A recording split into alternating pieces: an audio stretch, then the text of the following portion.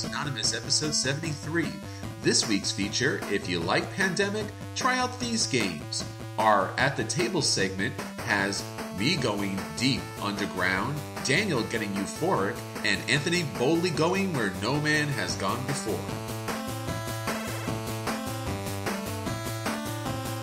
You're listening to a proud member of the Dice Tower Network, dedicated to bringing podcasters together for the greater good of gaming. It's sort of like Voltron, but with better lip syncing. Find out more at Dicetowernetwork.com.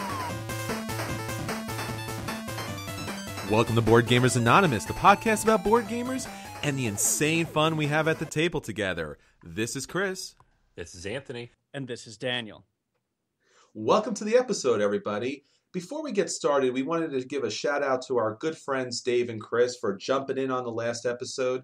We really enjoyed having them on. Yeah, definitely. I mean, anytime you can bring your friends on and talk about the stuff you've been playing, I mean, that's the whole point of this, right? And it was a lot of fun. So thanks, guys, for hopping on. Hopefully we can have you on again real soon. Yeah, absolutely. And speaking of which, if you did like having Dave and Chris on, send some shout outs over to them and we'll pass them on to them.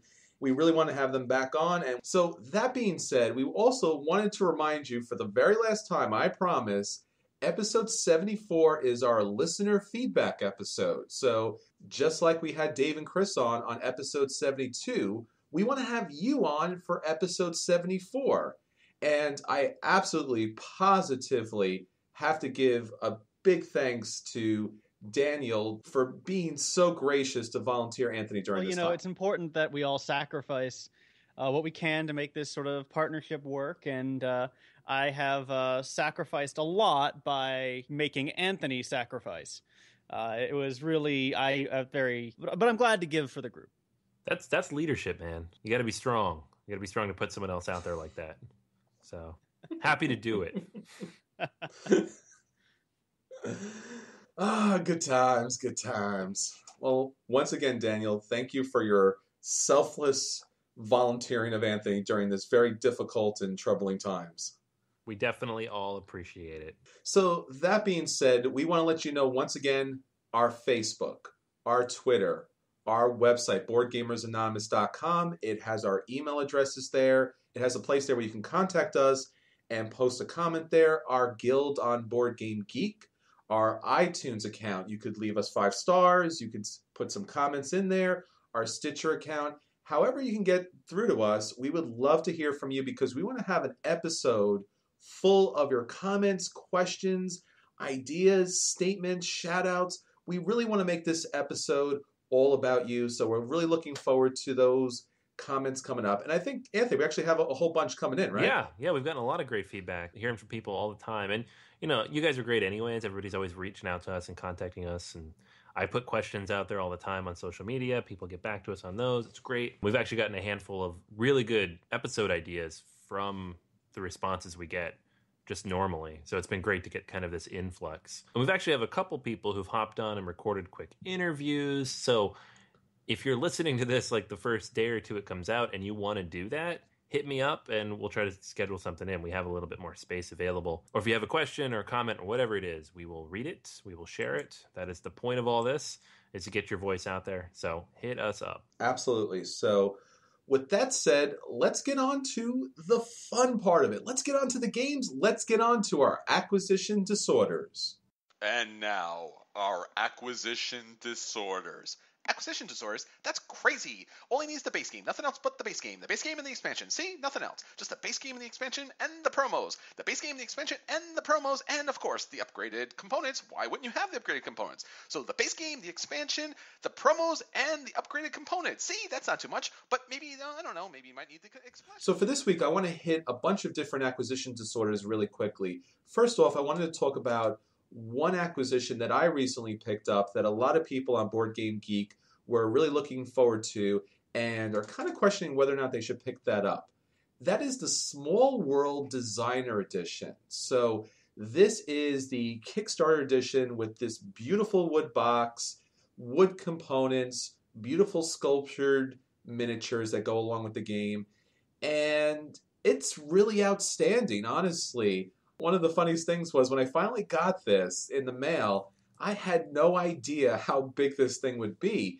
And it's this giant kind of cube, and it's got beautiful components, great metal coins, outstanding wood pieces. The boards are just like the regular boards, which is actually very disappointing. But above and beyond that, it was a pretty good purchase. Now, when I got this as part of the Kickstarter, it was at promotional discount, and it came with a lot of expansions and some, additional kind of little pieces to go along with it. But now it's on sale for the public, and the current price is $450.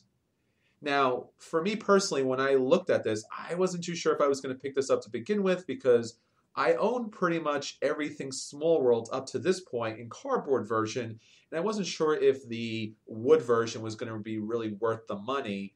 But being that I was able to get the Small World Designer Edition with a number of expansions and everything else that came along with it for $320, I thought that this would be something that I would probably keep and pass down for, generations and such. And just maybe like War of the Ring, this might be something that might be eventually collectible and, kind of like an heirloom piece that, you would keep in the home. And that's pretty much the situation, because if you do pick up the Small World Designer Edition, I highly recommend that you just leave this at home. It's almost impossible to move. There's no handles on the side. The wooden box is beautiful, but I can guarantee you that probably the smallest of scratches would probably leave an indelible mark on this thing, which you would just cry forever. And it's heavy. It's quite heavy. It's not the type of designer edition that you're going to be able to transport to other places. And personally, right now, I'm keeping it in the box that it came in. I'm actually hoping to pick up a suitcase of some sort that has enough padding. But I'm going to say, if you haven't picked this up previously and you aren't getting it for about the $300 mark, $450 for this version that's not going to get play, that's not going to be able to be transported easily, I would probably recommend a pass on this.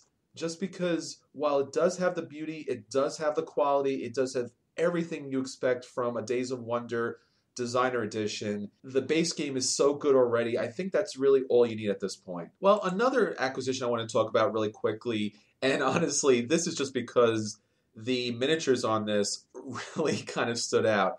It's called Arcade. Now, this has been getting a lot of buzz on Board Game Geek in the hotness area, because all you have to do is just click on it, and if you're a child of the 80s, or even if you'll notice that these tank pieces, this little miniature tactical game, has these acrylic tanks and these other acrylic pieces that I swear to you is probably the closest board game version of Tron I've ever seen in my entire life.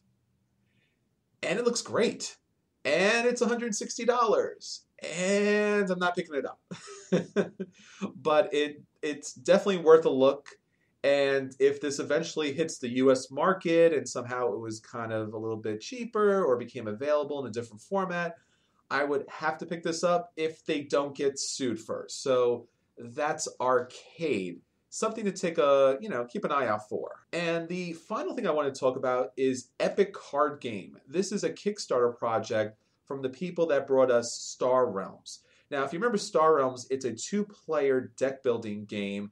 Really cheap, really inexpensive, but an outstanding, fun little game. And it really kind of refreshed the deck building genre for me.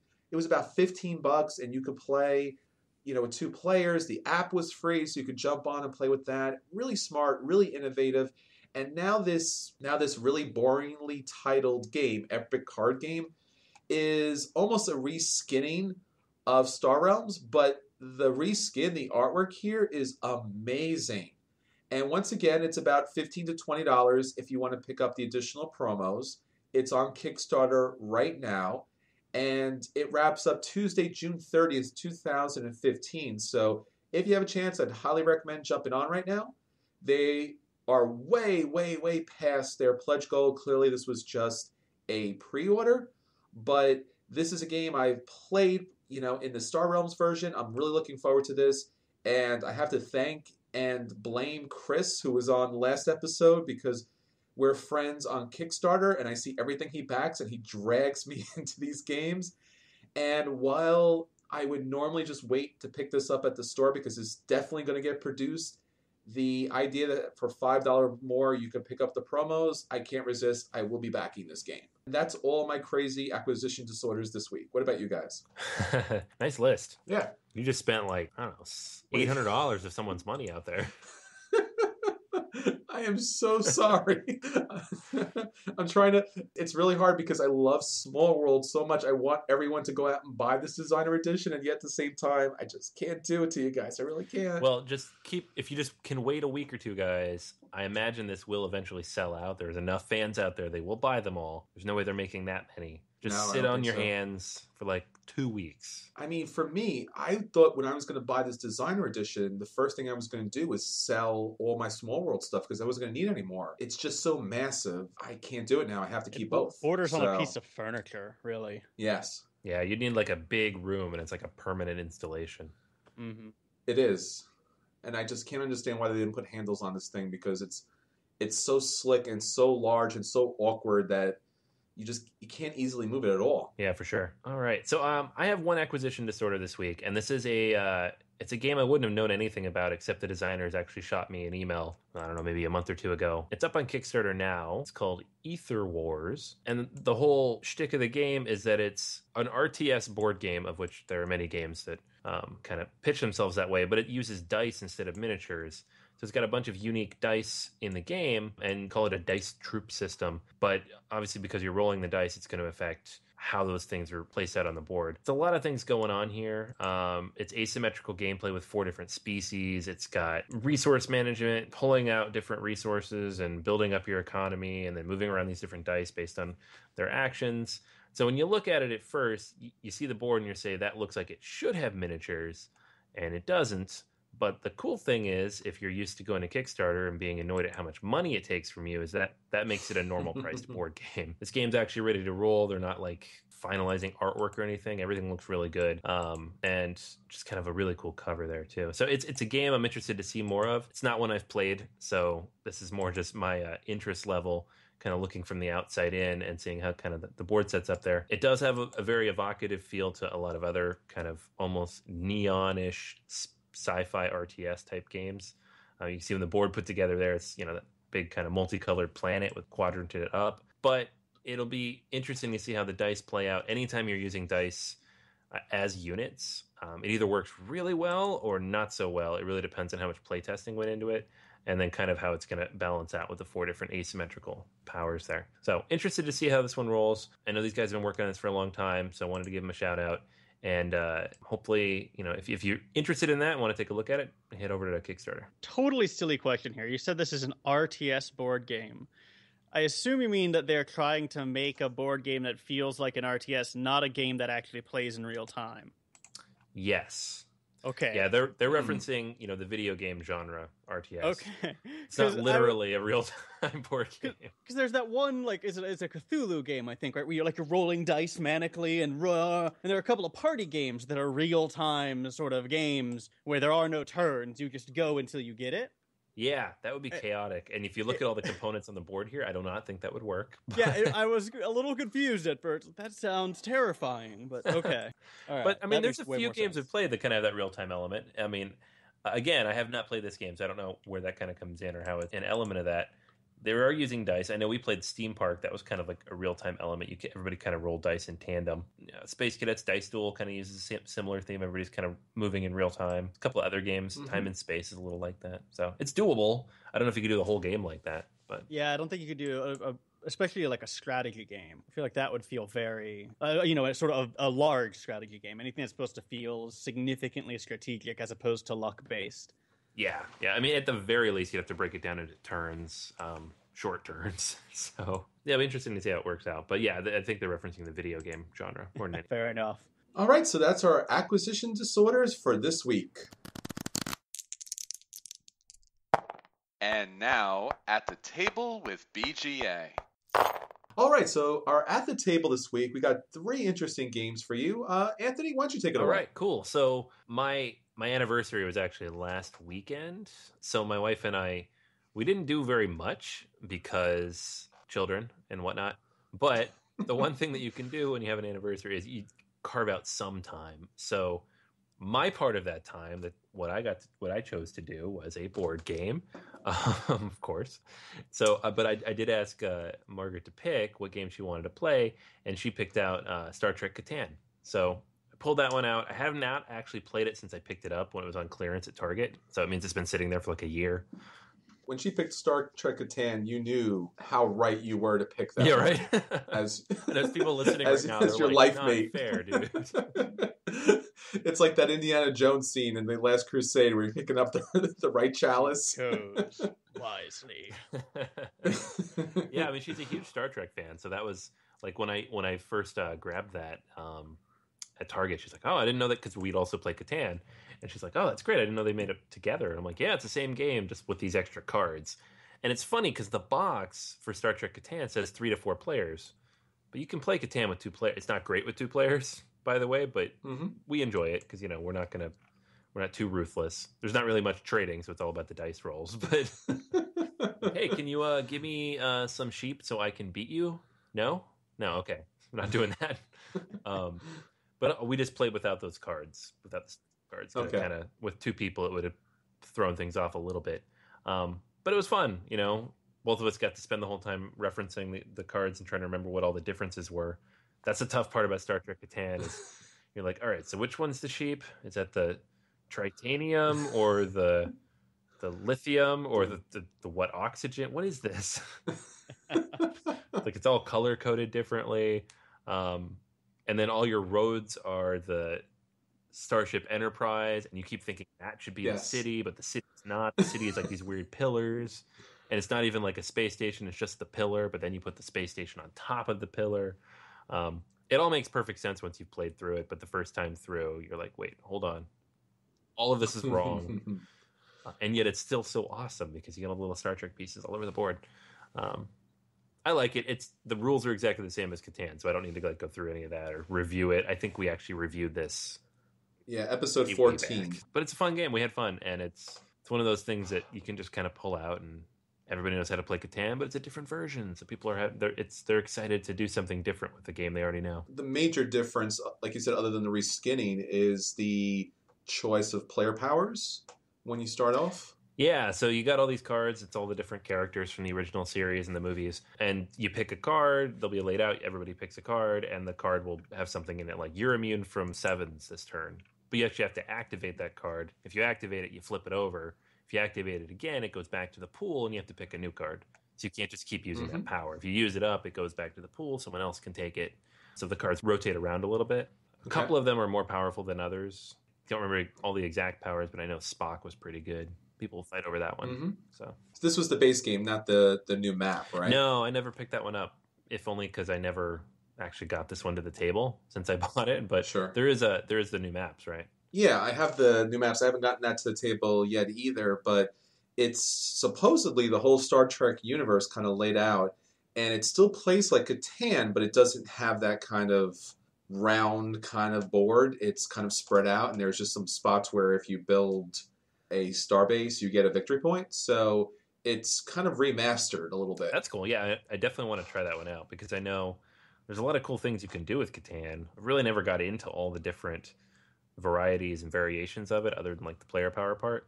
So if I'm going to do it, I'm going to do it in the Star Trek universe. I feel like this is like a deep, dark confession for someone in the board game community. I do not like Catan. Like, not at all. No. Not even remotely. Not even a little bit? No. No. Even the first time I played, I was just bored. Yeah, I could see Yeah, that. I mean, once you've played all the other awesome new stuff that comes out, if you don't have that nostalgia for it, I feel like that would happen very easily. You'd be bored. So yeah, I almost didn't get into board gaming because of Catan. Wow. I was like, I played it with a friend, and it was so dull that I was like, oh, well, if this is the best they've got, not much going on here. Well, that's I suppressed that instinct, though. a scathing indictment, but I don't know. It's good mindless fun. It's not something like if you want any kind of Euro or anything you think about, it's not the game you want to play, but And I don't begrudge anyone else who enjoys it. It's just, I hope not. Not like my half our cup. audience. I'll hunt you down. How dare you enjoy something I don't enjoy? Well, I found that the Star Trek Catan does make Catan a lot better, and I think it's more than just that it has a Star Trek theme, and I happen to be a Trekkie. It's just the player powers kind of smooth things out. So if people aren't trading with you, or if it's just taking way too long, it kind of makes things a little nicer as far as actually getting to play the game. And the opportunity to choose what player power you're going to pick at a certain time is a lot more tactical throughout the game. And I think that was one of the things that Catan was really missing, because you could get yourself into a spot and just be stuck.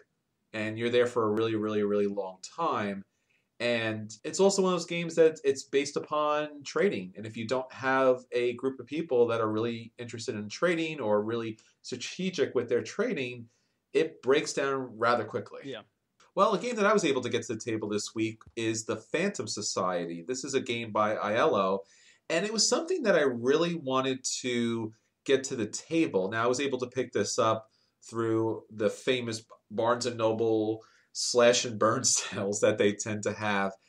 And I say that because while it was something I wanted to get to the table, it didn't look like too much of a game. So let me explain. The Phantom Society game is basically made up of two teams. One team is the Ghosts, one team is the Ghost Hunters.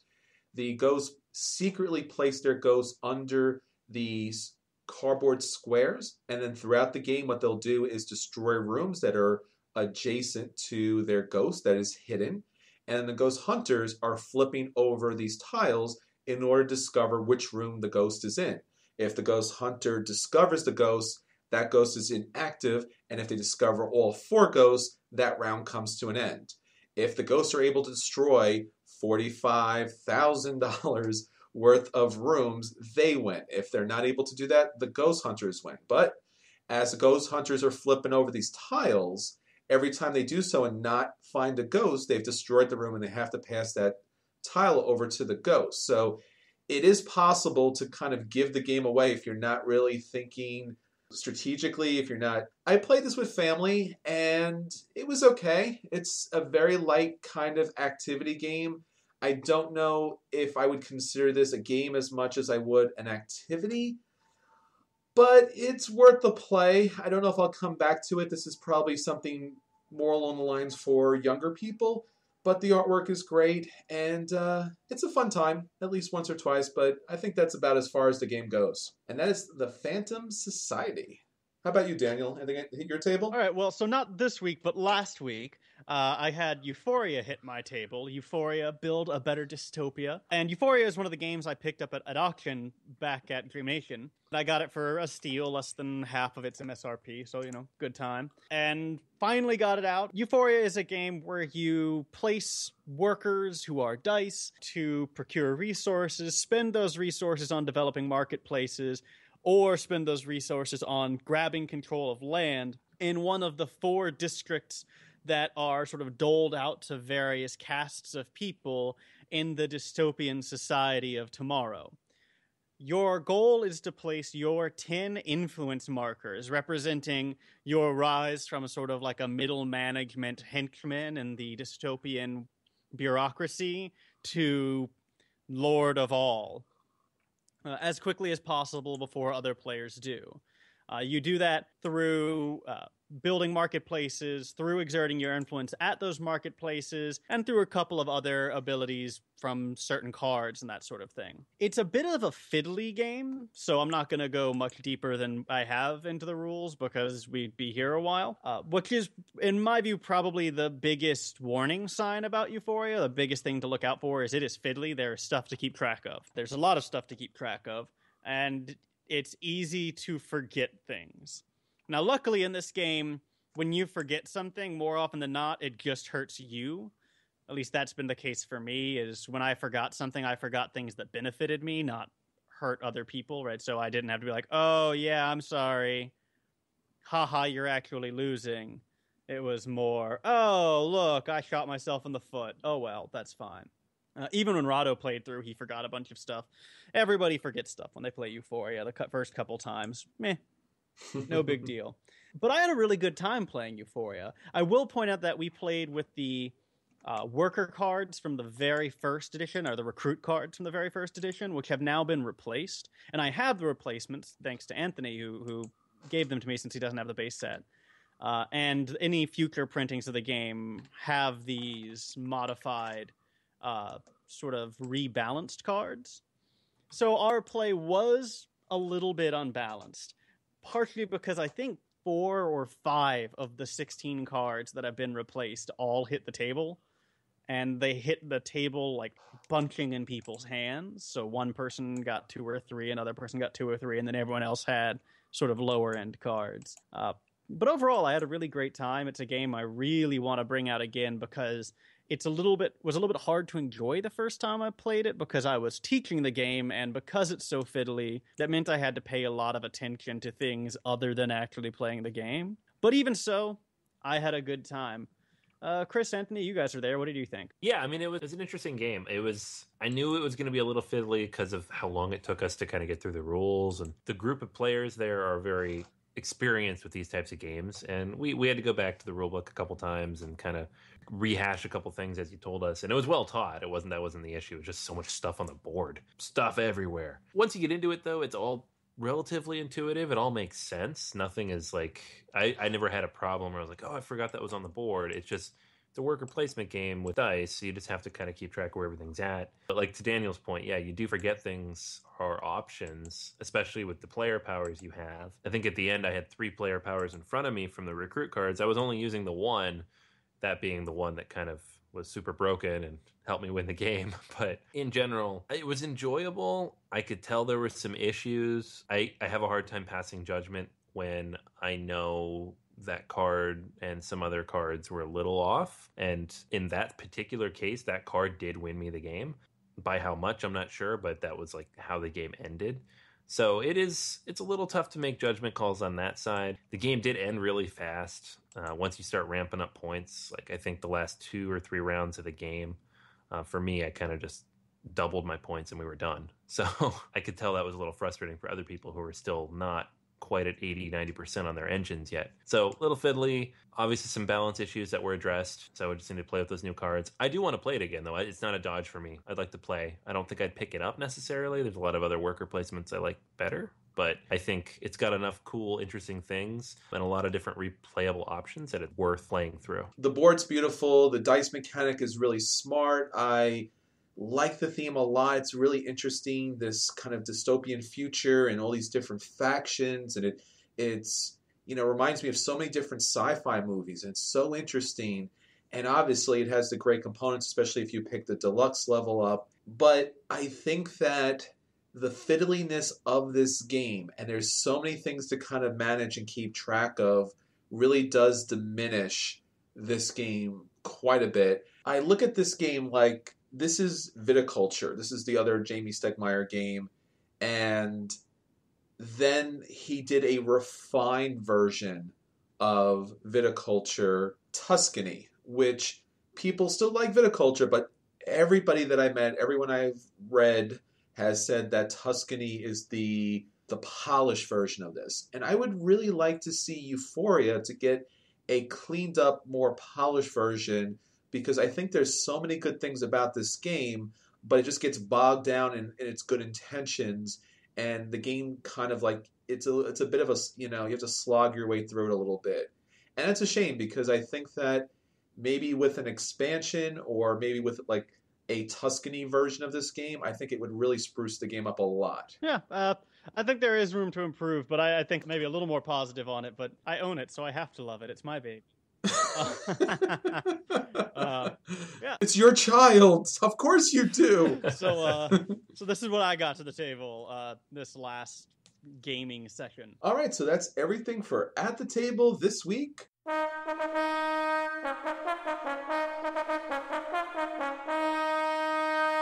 And now, BGA's feature review. So, Anthony, why don't you tell us about our feature review, which is, if you like Pandemic, try out these games. All right, awesome. So we are back with our most popular feature. Thank you, all listeners, for letting us know what you want to hear. Giving you kind of a rundown of games that are similar to, or in the same vein, or related to in some way to these classic games that you kind of see all the time at the table. And whether you own it or you just see it a lot and you want to play something different, Pandemic is everywhere.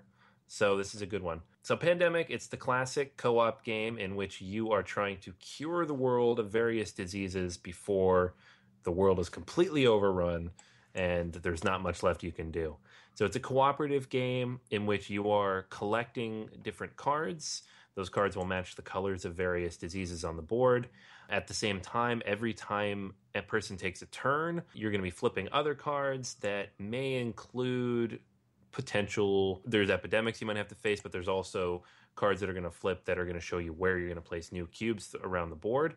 And if too many cubes land on a single city, it spreads. So you have to kind of mitigate and manage and reduce the number of cubes at any one point to keep it below that spreading point, while at the same time trying to cure a disease, which you'll do by collecting a set of like-colored city cards. So everybody's collecting cards, but you can't really share them unless you're in the same location. So there's a lot of things moving around here.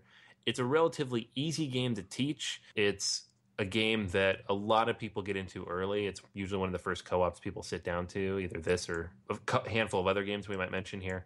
And it's pretty generally liked because it's not, like, thematically, the theme is there, but it's not, like, in your face. It's not too heavy, and the components are pretty light. The box is small, and the base game is relatively basic. There's only a handful of roles to choose from.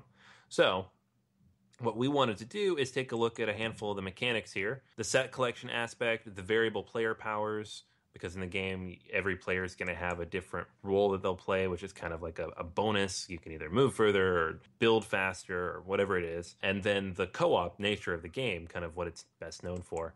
And share with you some games that are maybe not exactly like Pandemic, but kind of draw on those mechanics. So if there's a certain part of this game you do like, or that your group does like, you can bring something else out and maybe give yourself a respite from the yet another playthrough of Pandemic. All right, so I know you guys picked out 3 games for each of your categories, so whoever wants to get started and kind of share some of our picks for if you like Pandemic. Try these ones. So I think the most obvious place to begin is with what makes Pandemic stand out, which is the cooperative aspect of gameplay.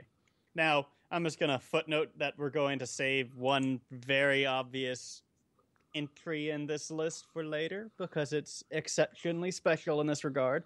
So if you feel like I'm totally leaving something out, wait 20 minutes. And then if you still feel like I left something out, send your angry emails to Anthony. Thank you, Daniel. Thank You're you. welcome. My autoresponder will forward those to Daniel, so it's okay if you send them to me. I'm not gonna lie. I check my email for Board Gamers Anonymous about once a month, so I'll see it eventually. What I'm gonna do with these, I'm actually gonna point to 3 co-op games, or one of them's not quite cooperative, but co-op style games that go in very different directions with the theme. Now, my favorite entry into co-op is actually to use Flashpoint.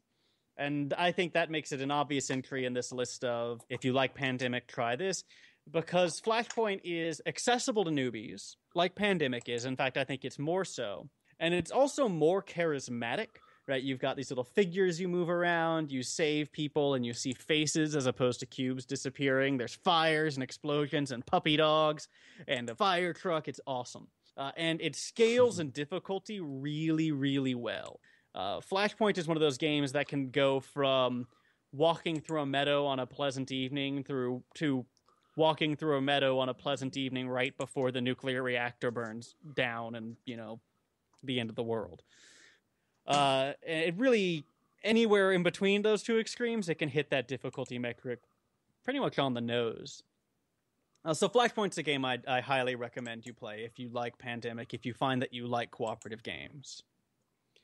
Now, another game that is a great cooperative game that goes in an entirely different direction from both Pandemic and Flashpoint is Mice and Mystics. Mice and Mystics we've talked about a lot. Anthony and I both love this game. Chris likes this game. I don't think I know anybody who doesn't like this game. It's a great game to get a group started with. If you want to get like a weekly game group together, just sit them down to play Mice and Mystics once. They'll want to come back. They'll want to finish the story. Right? Mice and Mystics is this wonderfully narrative and thematic game where you travel through the sewers of a castle as mice, trying to stop the evil witch who has bewitched your father, or one of the characters' fathers. It's just a great time. It sounds silly. It is a little silly, but once you start playing it, it's both great as a game, and it's also wonderful just as an experience. Right? You get this narrative weaving between you, and that storybook feeling really brings you back, or at least it did for me. And now the last one I'm going to recommend before we go through the rest of our categories is not a full co-op game. It's Dead of Winter. Dead of Winter is a great next step if you enjoyed cooperative gameplay, but you think that pure co-op's a little too simple. It allows for probably the best partial cooperation of any board game out there, because there's a possibility, though not a certainty, of there being a traitor amongst you. And due to the fact that all players have individual win conditions that will make them diverge from the good of the group, it's not going to be clear who the traitor actually is. So Dead of Winter is a great way to take this cooperative mechanic and spin it back just a little bit into the competitive realm for those players amongst you who feel like purely cooperative games are missing out. And I've encountered people who don't like pure co-op. And it's also just a great game on its own standing, which is why it swept darn near every award for the last year at every convention and every meeting. So those are my 3 recommendations for the co-op games you should segue into after Pandemic. That's Flashpoint, Mice and Mystics, and Dead of Winter. Well, one of the things that I love about Pandemic is the variable player powers. Now, typically when you play a co-op, you got a generic character just like everybody else, and you're doing your moves just like everybody else, and there really isn't anything different. There isn't anything unique to your gameplay. What I really find engaging is the opportunity to pick a unique character that's really going to shape the game. Now, Matt Leacock with Pandemic gave us these individual characters that are trying to help save the world. Now, depending on how you play, you can choose these characters randomly, or you can pick specific characters, or you can pick characters that would help you kind of face certain types of pandemics. So maybe you pick the quarantine specialist, or maybe you pick the medic, but whatever you do, you're going to get a character that's going to have a special ability. Now, when I mean special ability, I'm talking about a unique activation that affects the game that you and only you can do. So what I wanted to talk about is 3 games that take this variable player power to the next level. Now, Daniel mentioned some co-op games, and those games do in fact have variable player powers. But I'm going to take this a step further beyond the co-op into some other games you might be interested in. Now, the first game is a quasi-co-op in the way that Dead of Winter is, and that's Battlestar Galactica. So in Battlestar Galactica, you will be playing one of the roles on the Battlestar Galactica. So you could pick the president, Laura Roslin. You could pick William Adama, who is in charge. He's the military leader. You could pick Starbuck or Baltar. And each of these characters has unique player powers and abilities to draw unique cards that affect the gameplay. Now, this is very interesting because as the game goes on, these variable player powers does make you feel like you have a unique aspect, a unique skill to bring to the game to save the world, to save the team. And obviously, in Battlestar, you are trying to save the last bits of humanity, just like in Pandemic.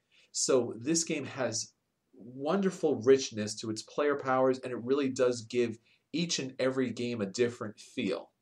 Now, another game that really benefits based upon its variable player power is Cosmic Encounter. Now, in Cosmic Encounter, you're going to get a particular role. Once again, this could be variable, you could select it, but in general, each of these roles are very unique, and the player power affects everybody else in this game. Now, there is sometimes where you'll be cooperating, but most of the times you're in a competitive mode trying to take over the galaxy by collecting a number of different outposts on other worlds. So maybe you're the virus and you're able to kind of ramp up the ability to destroy because you're multiplying your attack power. Or maybe you're the void, or maybe the tyrant, or maybe you're the pacifist. So each of these player powers, once again, does give the game a unique feel, and based upon how they interact with the other player powers, really does give the game a really nice flavor.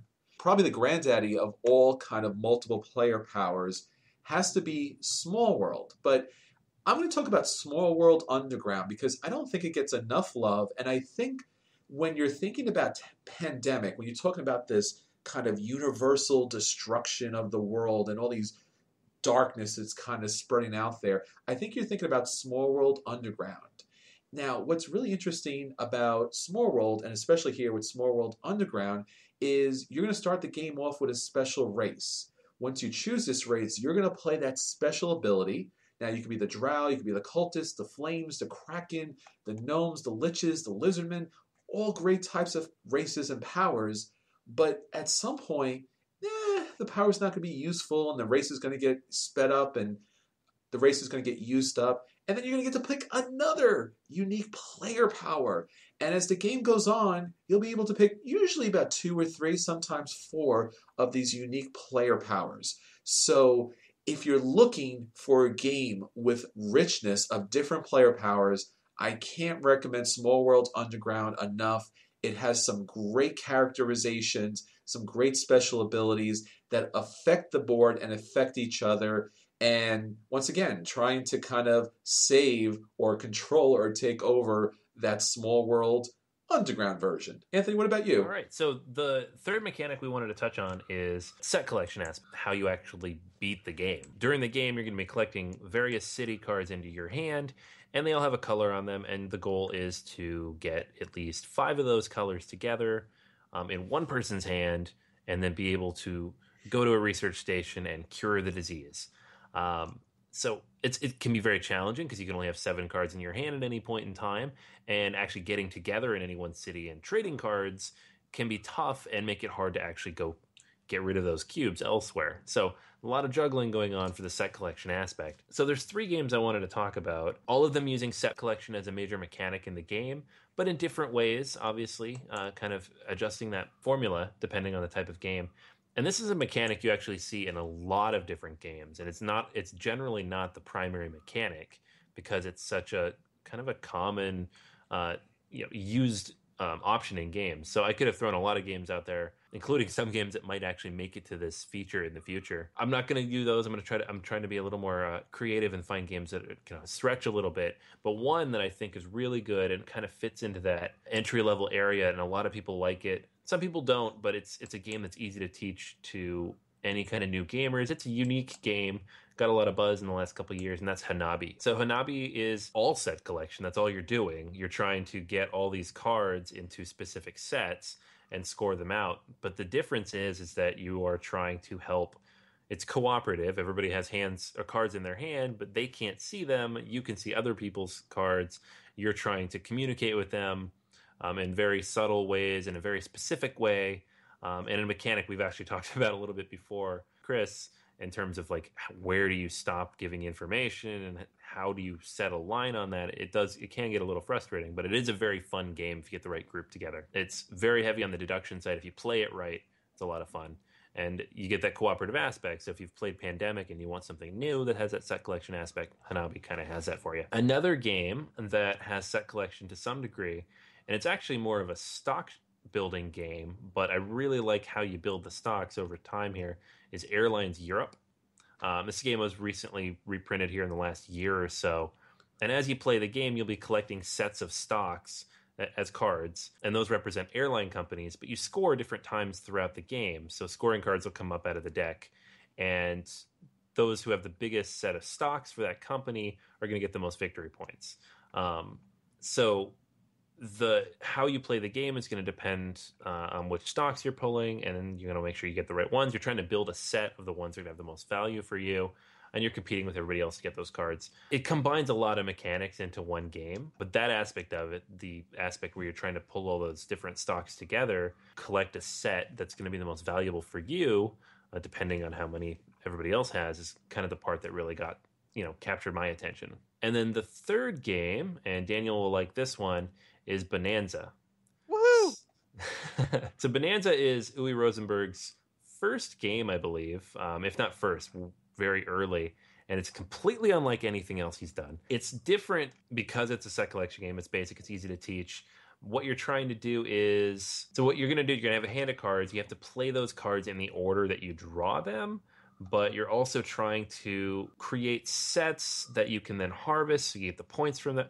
It's a unique use of the set mechanic. It works really well, though. It's really easy to teach. And there's a lot of different variations on the game that have come out over time. I think the newest version of the game actually comes with like an early German expansion that a lot of people really liked. And then there's some other expansions that have come out for it as well. Very fun, very basic game to teach, a lot of different ways to play. And then that core mechanic, again, you're trying to collect those sets so you can get more points than everybody else. All right, well, that's 3 different outstanding things about Pandemic that you can explore in brand new games. So take a look at set collections, co-op games, and I don't know, my favorite, the variable player powers. And I think that you'll take your friends and family who enjoy Pandemic and kind of expand into new games and into new worlds. And there's one game that actually embodies all of these elements from Pandemic, other than Pandemic. What? I know, right? Well, it's about to be 2. Arguably 3, actually. But and it's essentially Pandemic all grown up. If you really liked Pandemic, and you liked all of Pandemic, and what you were really wanting at the end of the day was a lot more Pandemic, which is more complicated and more difficult than the original game, and perhaps a little bit more thematic, I suggest you take a look at the Defenders of the Realm. Get out of here. I know. I'm sure I'm the only one who's ever made this connection. It's not like they're almost the exact same game. Defenders of the Realm is another great game that has all of these things in it. In fact, the only way it diverges from Pandemic is it's got a different theme, and it's a bit more thematic, and it is heavier. It is more complicated and more difficult. So it's really probably the best next step game from Pandemic if what you want after Pandemic is the same, but more. Plus dice that gets everybody up cheering. Yeah! Right before you all such a die. good game. Such a good game. Yeah, and as we were talking about, it does hit all 3 mechanics. So you have the co-op. You're a bunch of adventurers defending the kingdom as 4 evil generals spread their evil throughout the kingdom, just like a pandemic. So you're fighting back against these kind of evil viruses. And then you have these variable player powers. So you get to pick, will you be the wizard or the barbarian or the healer or the seer? And you pick those variable player powers. And then you're collecting cards because you need to collect cards to get dice. So you can roll the dice against the evil generals, which sometimes doesn't work out well, but it's still fun. As Anthony found out. Yeah, stupid dice. It's still a lot of fun. That's when you know it's fun, is when you roll the dice and you lose on that one roll and you're like, let's do it again. Yeah, we weren't even close either. Like, we almost got rid of one guy or something, and we were... No, we got rid of one guy. We got rid of one guy. Okay, we almost got rid of 2. So Yeah. we were not even Yes. halfway through beating that game, and we're still like, we were so close, man. So close. Just that, and then like 60 more rolls went exactly how he needed them. We totally would have won. That's the joy of the dice, though, is that they could do it. Just one more time. Ah, so good. Defenders of the Realm, the ultimate next step game for people who love Pandemic.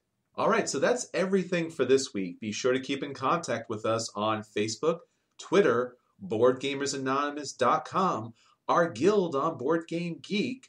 And if you think this episode was at least worth $1, please support us on Patreon. We really appreciate your support. Rate us on iTunes, on Stitcher, and get the word out to us. Our episode 74 is coming up, and we want to hear from you. Until then, this is Chris. This is Anthony. And this, you know what, Anthony? Why don't you do it for me? And this is Daniel. And we once again, and for the final time... He's already said this to you before. He's lying.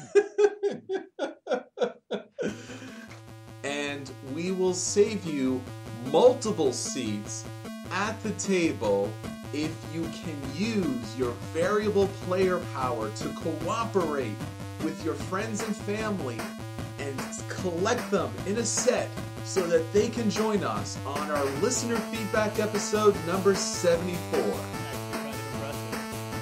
Brought it all together. Every once in a while. Anonymously.